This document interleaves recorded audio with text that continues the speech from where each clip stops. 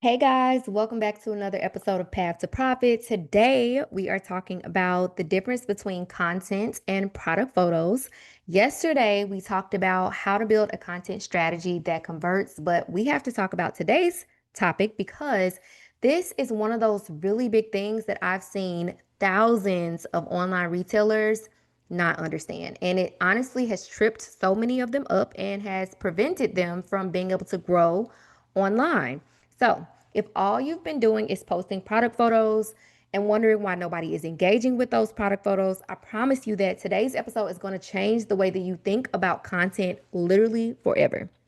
So, right out the gate, I just want to clarify that product photos and content are not the same thing. And if you've been treating them like they're the same thing, you're actually missing out on a huge opportunity to connect with your audience and drive the sales that you actually want. Yes, you need photos of your products, obviously, because they show the customers what they're buying.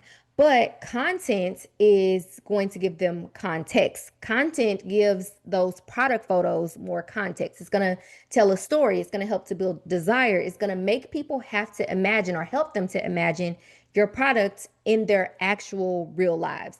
So today we're going to be breaking down three key things. The first is the difference between content and product photos. Secondly, why product photos alone won't sell your products. And third, how to create content that actually moves people to buy. So let's hop right into it. So let's start with the basics. First things first, what exactly are product photos? Product photos are the images that showcase your product. They are meant to be clear, high quality, professional, but that doesn't mean that you have to use a photographer. It just more so means that it needs to be very clear, straight to the point, clean, nothing distracting from the product. Typically, these are the products that are going to show details like the color, the size, the material. You typically would need multiple angles, close ups, just different variations of that product. And you really want to show the product off in neutral light so customers can see it exactly as it is, right? You don't want to show it on a bunch of colorful backgrounds and in a setting that is going to take away from what the product actually is. So think of product photos as the facts. They tell customers what the product looks like and they absolutely matter. You absolutely obviously need product photos. If the product photos are blurry, if they're inconsistent, if they're unprofessional, you're going to make it really hard for people to trust your brand at the end of the day. Now, here's the problem. Facts alone don't sell. Something can be a fact, absolutely, but that doesn't absolutely mean that people are going to pull out their credit cards to give you money. People don't just buy based off of logic, they actually buy based on emotion first and foremost. And that is where content actually comes into play. This is one of the topics that I talk about a lot inside of my program, especially when we're talking about sales, because obviously people come to me when they're not making consistent sales. And my job is to help them to understand that people make buying decisions emotionally first, and then they justify it with logic. So let's talk about what content is and why it's different than just having a product photo. So content is everything beyond just showing the product. It's the story around the product. It's how you make people want it. It's the things that you attach to the product photo, not necessarily saying you got to add graphics to it or anything like that, but more so it's context. Something that a lot of people don't realize is that content isn't just about social media posts. Content is everywhere that your brand speaks. So, your product descriptions on your website, your email sequences and your newsletters, your customer service responses, it's your checkout page copy, your packaging, and the things that you insert into the packages. It is your brand story. It's even your return policy language. All of that is content. It's all part of your customer's experience with your brand, and it all needs to work together strategically if you want people to make a purchase.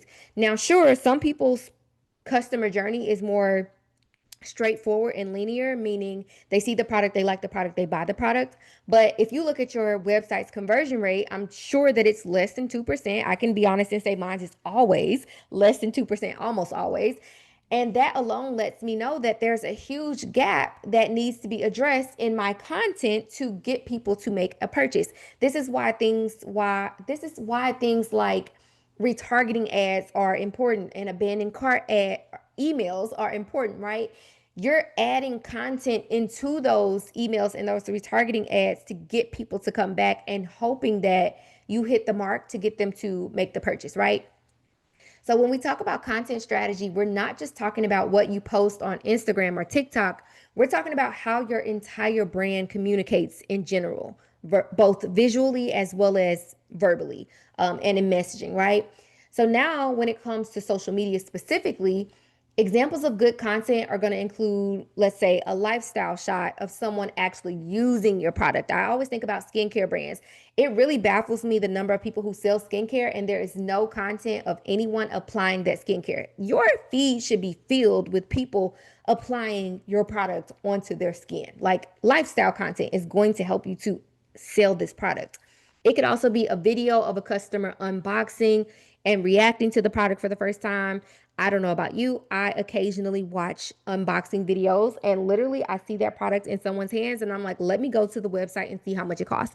Let me go to the website and see if they still have that color or if they have a different color, right? That is what actually moved me, not just seeing a picture of the products. I probably would have scrolled past just the picture of the products, right? It could also be a behind the scenes look at how the product is made if you're making your product yourself. I always say people don't actually want to just see the finished product. They really want to be sold. Like, and this sounds crazy because so many people will say, I don't want to sound salesy or I don't want to annoy my audience, but people actually want to see the context. They want to see the behind the scenes. They want to see how it was chosen, how it was made, how it was styled, how the decisions were made. They want to see the behind the scenes for real, for real. So give them a behind the scenes of whatever's happening behind the scenes. It could also be a tutorial of you showing people how to style it, how to use it, how to pair it with something else, whether that be something else that you sell or something that's already in their possession, whether it's clothing. Even if we talk about skincare, for example, you can say, here's how our product works when you're using this other product from these other brands, things like that. And of course, you can include reviews and testimonials from real customers because we love to see what other people have to say before we make a purchase decision. So, unlike product photos, which are all about the facts, content is actually all about the feelings. It answers the deeper questions that consumers have, like, how does this product fit into my lifestyle? And of course, they're not asking it of themselves that way, but they're trying to justify it. They're like, is that actually going to make me feel the way that they're saying that it's going to make me feel? You know, people always say, like, we do X, Y, and Z to help women feel more confident in their bodies. The person is trying to figure out, will this actually help me to feel more confident? They're thinking, like, how will this product make me feel at the end of the day? Why should I choose this product over someone else's, especially if I got a cart already built elsewhere and, let's say the prices are cheaper over there. Now they're like, why should I spend more money over here and get these products? So this is why brands that create compelling content sell more. This is why their content is always performing really well. They got the comments and the likes and the shares and all those things. It's because they don't just show their products, they make people want them, which is crazy, right? When people ask me, like, how do I make people want my product? You don't do it by just showing products, you do it by communicating and making them feel something. So I want you guys to understand why product photos alone won't actually sell the product. If you're only posting product photos on social media or wherever you're posting just product photos, even in your emails, right? You're actually doing the digital equivalent of setting up a storefront that has no signage, no displays, and no customer service at the end of the day. Y'all know I worked in retail for a really long time, and I always think about the fact that every store that I worked at had a different vibe, it had a different aesthetic, right? But also the people, myself, when I was an associate or a customer service rep or a manager, we played a role in whether or not people left the store. And then when we think about the signage and the displays, when we had to dress a mannequin a certain way and put them in a window, when we did floor sets and they told us where to place what and what needed to go next to what and all of that played a role in making people feel something. We didn't just showcase products and all the products just have a tag and we just expect people to buy. They put up signs that said, denim $19.99. They put up signs that say the season's number one trend, right? All of that's gonna make us feel something. It's like, oh, 19.99, less than $20. Oh, I feel like that's affordable. Or the season's number one trend. I feel like I've seen that somewhere. I feel like I might need to try that. I feel like I deserve to add something new to my wardrobe, right? But if you just place that thing on a table, place that thing on a rack, I don't feel nothing. I'm probably gonna walk past it. Like, pay attention to the stores that you go in and the signage. Truly, honestly. So when you create content that just shows product photos over and over again, that's what it's like. It's like walking into a store that has no personality, no signage, no displays, no customer service, no people, no energy, no personality. And ultimately, people scroll past it, right? Product photos alone are not going to build an emotional connection with your audience. They're not going to help people understand why they need the product. They are not going to create excitement or urgency around the product. You have to know how to position that product to make people feel something. So think about the brands that literally dominate on social media. They don't just post stock photos of their products. Like, go look at any brand, not your favorite boutique that you're inspired by. Look at a brand, one that has been around for years and years and years, decades maybe, right? Notice how they create stories and they show real people using the product. Even if it's not like, a regular person, they use models so that it's not just the product, right? And ultimately, they highlight what makes this product special. So, for example, a candle company doesn't just post a photo of a candle. Now, granted, there are a lot of small business owners who literally just post photos of a candle, and that is not taking many of them far. A good candle company is going to post a video of someone lighting it after a long day at work, and then they're going to sit down on the couch with their book that they're reading currently, and they're going to grab their favorite blanket, and maybe they dim the lights a little bit, and they're creating a vibe, right? That's content. That is what sells products, my friends. Can y'all hear the excitement in my voice? I am such a nerd. Oh my God.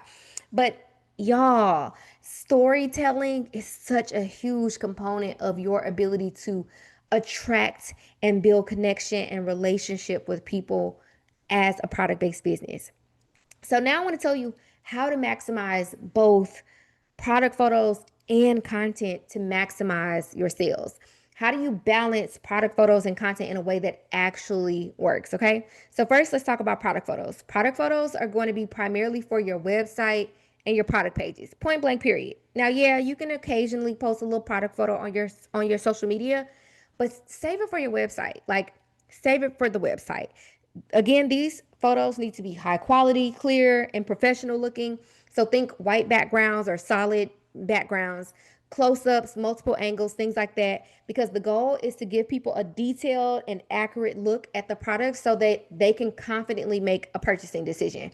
But here's the thing, in order to get them to the website and to the product page, you need content. So, content is going to be the things that get added to your social media profiles, your emails, your ads, things of that nature.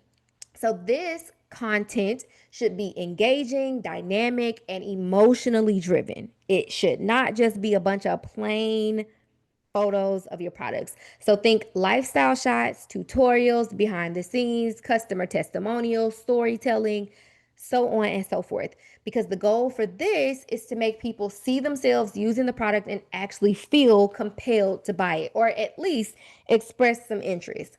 So the best brands, ultimately, they know how to combine both of them.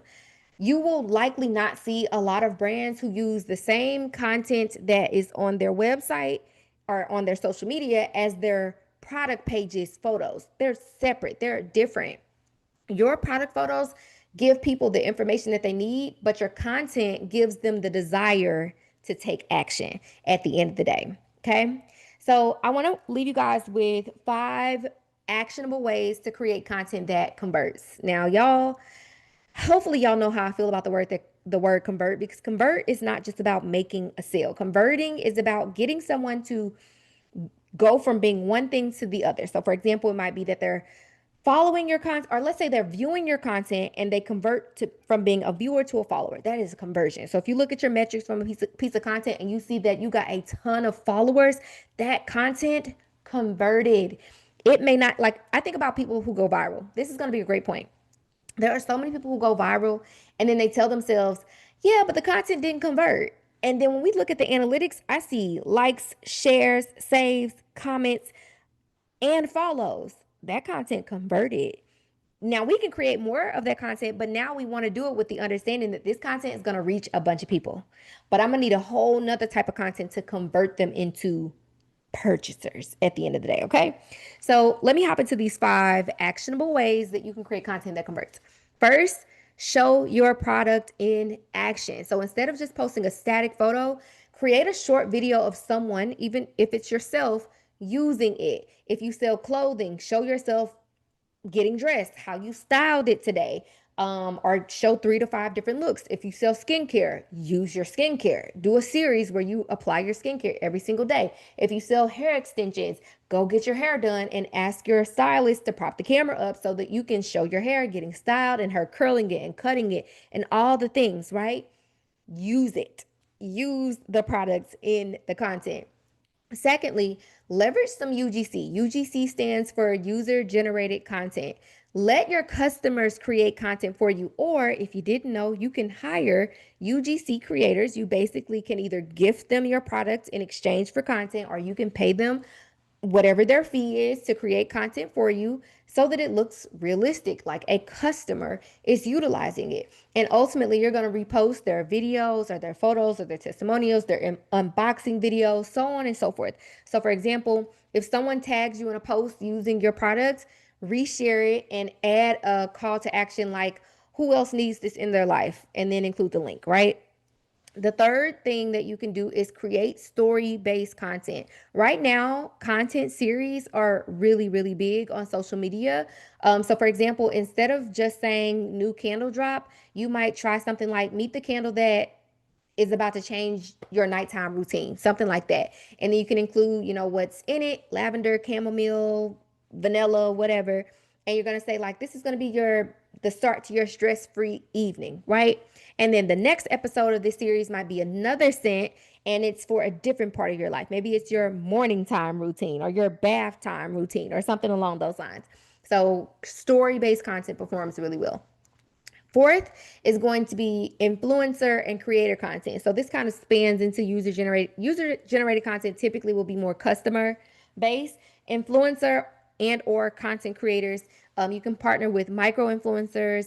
I would recommend micro, not the big influencers with millions of followers. Like, stick to the people, the small fries. Or you can do content creators. Content creators, you would not be hiring them for their following. You're hiring them for their content at the end of the day. So expect typically different fees associated with that. But ultimately, you're creating or you're hiring them to create content that shows off your product in an authentic way. So their content should feel more natural and relatable than a basic product photo, right? And then the fifth thing that you can do is behind the scenes and brand storytelling. So, as you know, and have heard me say, people don't just buy products, they actually buy into brands, especially in 2025. Like, people feel a great sense of attachment to a lot of the brands that they continuously spend money with. So, give them a reason to connect with yours at the end of the day. Tell them things that matter. Talk to them more. Like, don't just shove products down their throats. Tell them who you are, why you created this, what you're working on, the mistakes you made, so on and so forth. Share why you started, how your products are made, or how you select them, and ultimately just what makes your brand unique. Because at this point, there are so many brands out there, and a lot of people have been burned and scammed by more brands than they can count, right? So when you do things like behind the scenes and brand storytelling, to an extent, you're proving to the consumer why they should support your business in comparison to others, right? So let's do a quick little recap. All right. So product photos are obviously necessary, but they only show what you sell. Content is what makes people want what you sell. Okay. Your product photos belong on your website. Your content belongs everywhere else, anywhere else that content can show up. That's where it belongs. Great content is going to tell a story. It's going to build emotion. It's going to create desire and build connection. And if your content strategy isn't converting, you probably need more content, not just more photos. Don't psych yourself into thinking that, oh, I need to take new product photos. No, you need more content, friend. So if you take one thing from today's episode, I hope that it is to show, not tell. Okay. Um, Give your audience a reason to connect with your brand, and they won't just follow your page, they will actually buy from you. I like, no joke. I kid you not.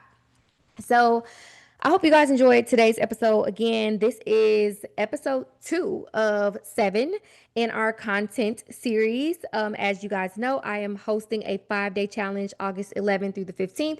It is $9 to join, and we will be spending 5 days helping all of our attendees build actual content strategies. All right.